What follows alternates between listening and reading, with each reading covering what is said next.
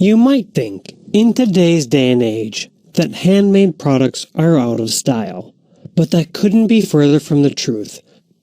There are plenty of artisans who still make products by hand and can make a living, or at least a side business.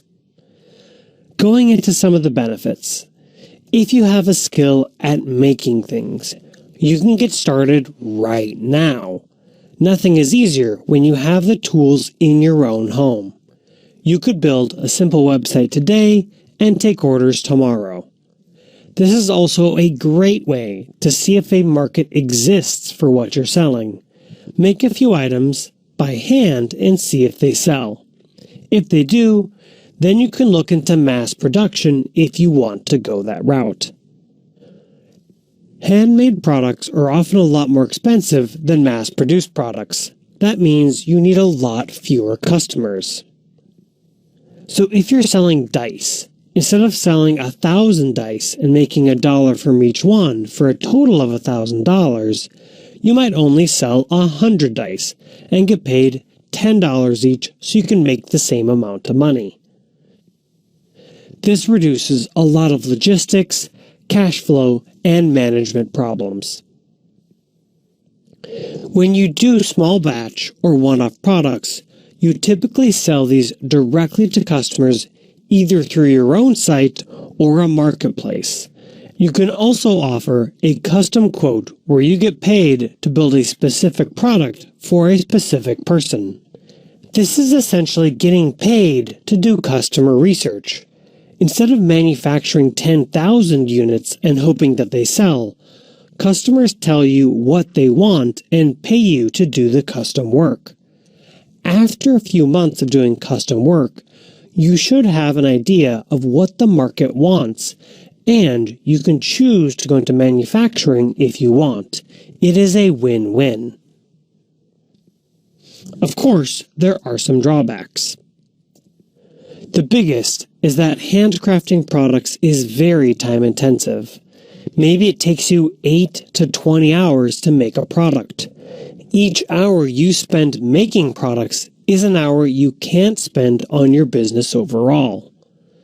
This isn't necessarily a bad thing, but be aware that you need to price your product so that you're actually paying for your time. If it takes you 8 hours to draw a custom illustration for someone and you charge $10, you're going to go out of business. I recommend coming up with a price point that pays for your time and don't worry about it being too expensive. There's always an upscale market willing to pay for custom products. I'll show you some examples later in this chapter. Handmade products are especially hard to scale. It's usually a unique skill that you have, so you can't just hire anyone. This makes it tricky around the holiday seasons where orders pick up. Do you want to work hardest right before the holidays? Because you might have to. If you want to scale your business, you have to put effort into writing a process that anyone can follow. Overall, handcrafting is the easiest way to get started with e-commerce. If you have a skill and the equipment, you could get started selling today. There are a lot fewer logistics to juggle because you have a lot fewer but more expensive orders. You do have to use a lot of your time creating products. You might want to look into creating extra products ahead of the holiday seasons so you aren't working through the holidays. And it is a challenge to scale. You want to look into building systems and processes so you can have someone help you. If you like this model, give it a go because it's very easy to test. And if you find a really profitable niche, you can always scale up into manufacturing. Finally, let's take a look at a business that succeeds with handcrafted products. Busy Wizard Dice creates custom dice. You could buy a set of dice similar to these in a store for $10 to $30. Busy Wizard Dice creates small runs of dice for $65 a set, And they do 100% totally unique commissions for over $200 a set.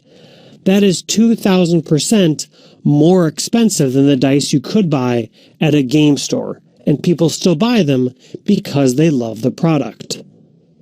So if you're fine using some of your time this way, then handmade products aren't a bad idea. I hope these examples make it clear that all of these business models are viable, and it's more about finding the right business model for you.